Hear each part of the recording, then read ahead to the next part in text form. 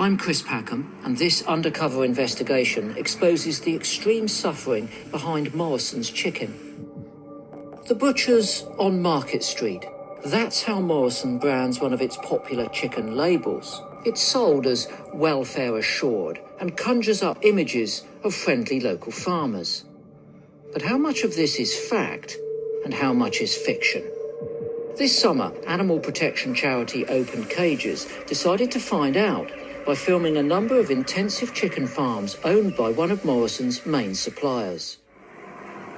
Meet the Franken chicken, an animal engineered to grow unnaturally heavy, unnaturally fast. These chicks are born and locked into these giant factory farms, and in only 35 days are forced to grow to a monstrous size. Franken chickens are cheap and efficient. On every one of the filthy, overcrowded farms, investigators discovered that the animals were suffering from painful deformities and debilitating lameness. Their bodies are simply unable to cope. Can you imagine the searing pain in your legs as they became more sore, deformed, and useless? Can you imagine the fear of not being able to get up, of being trampled?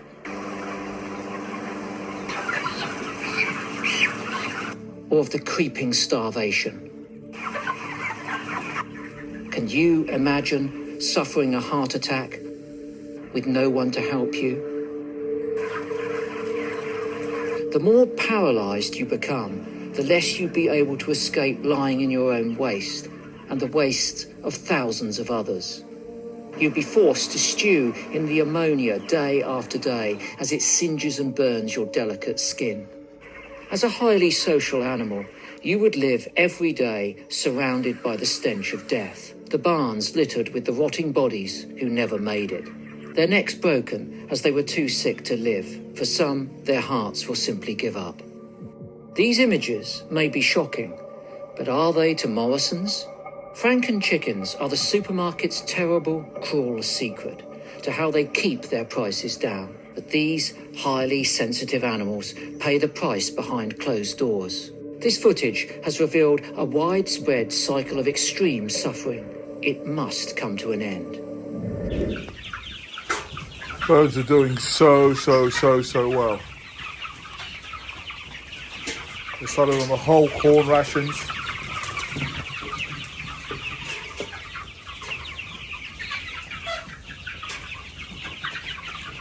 Absolutely fantastic quality.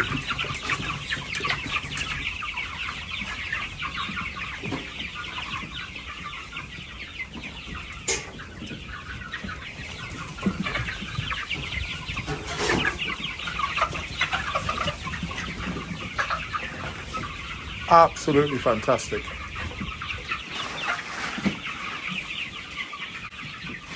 Have a nice sparkle.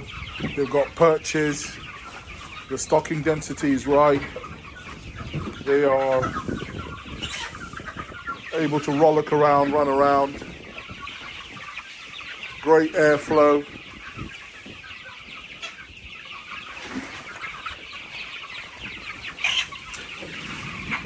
Really good airflow in here from up here.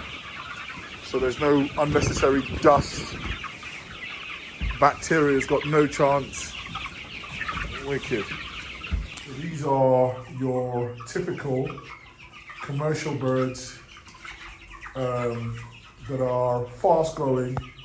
They can barely walk around. They don't feather up properly.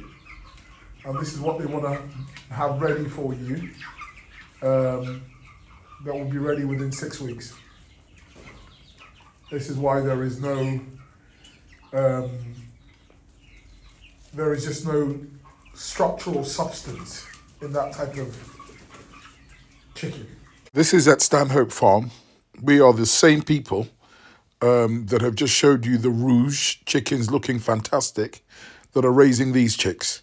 And I've done this as a control because we must have fact before fiction. A truly diabolical genetic mutation of the original chicken. So we've got our first breeding set up. Look at this cockerel.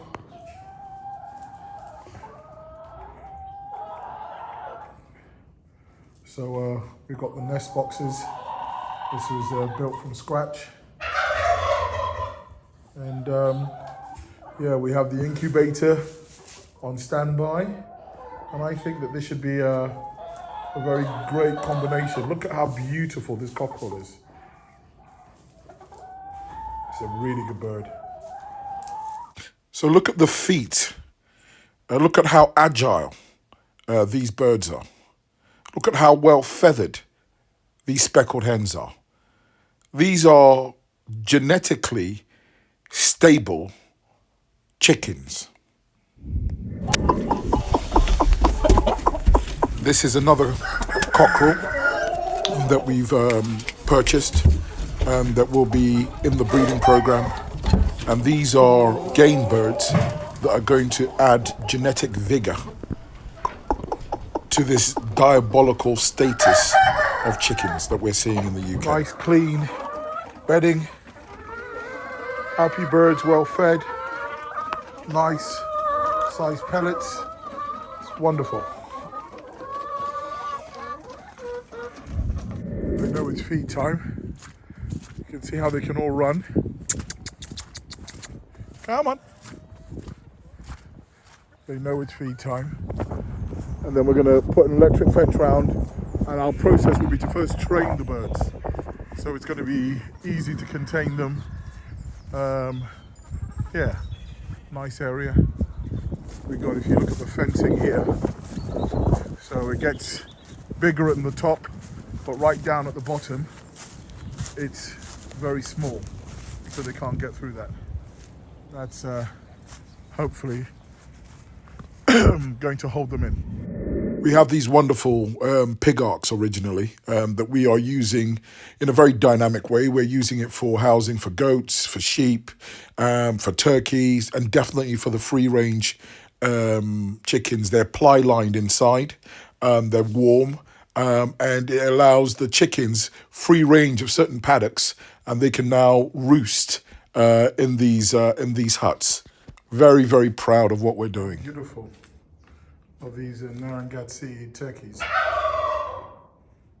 So we're establishing our breeding pairs. And really fascinating. Beautiful. Just got these in. Feathering isn't great, but this will get better. The female is exceptional. We've already got some eggs from our existing pair. So hopefully we've got a nest box in here, and hopefully she'll start to lay. Quite remarkable, huh? Yeah. And then we have in here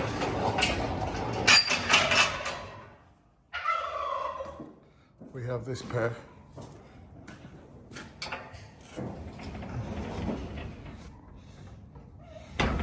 They're feathered up, they've been with us for a little while. The right nutrition, can you see the difference in the feather format, the size? So she's actually given us 8 eggs, which we're just about to start incubating. So what we want to do is centralize. So we'll press these 2 buttons. You heard that beeping? That will reset the trays central. And we're going to candle these eggs as a baseline. So here's the candler.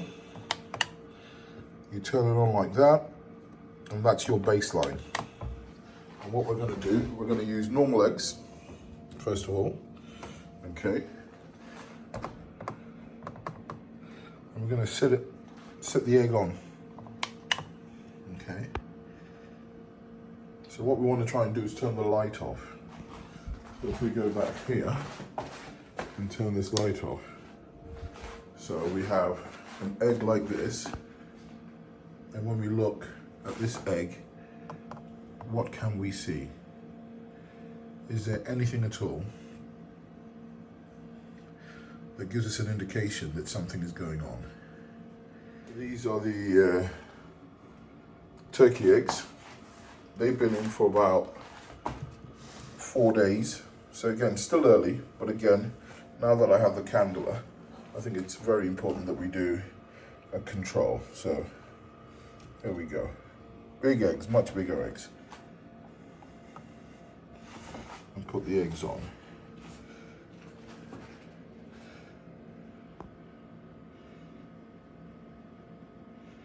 And it's very interesting that we're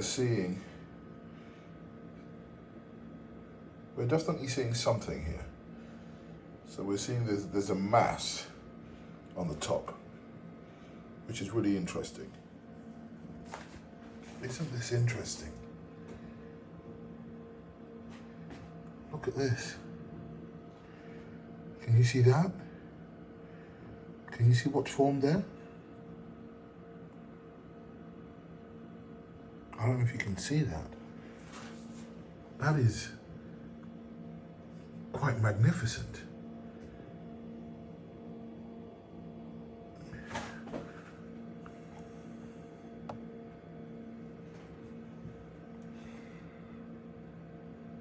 What does that mean? So at day 4, these will incubate for 28 days, being turkeys. One can start to see that there is definitely some type of confirmation of fertility. It's still early days, but I'm tracking it right from the beginning. Very interesting. What is that coagulation there? So the heritage breeding profile is set up. We have a fantastic Brinsley incubator. And now what we're going to do is work specifically with the heritage breeds. We're also going to have another control and breed back to these genetically mutated examples. We have just received eggs for this fantastic game profile of chickens. Look at the structure of the feet of these chickens and how well feathered they are. We have 6 eggs in the incubator. These are the chicken eggs that have just literally come in. And have a look around and see if... So they've come via post. With the incubator, it means that we can get bloodlines from all over the country, all over the world, and then start a more professional, sustainable breeding program, producing healthy chicks that are vibrant, healthy, that can move around, that don't need antibiotics to survive. Hybrid vigor. I was very successful with dogs, and I believe we'll be as successful with this project, breeding healthy chickens so that our families can have a better protein source.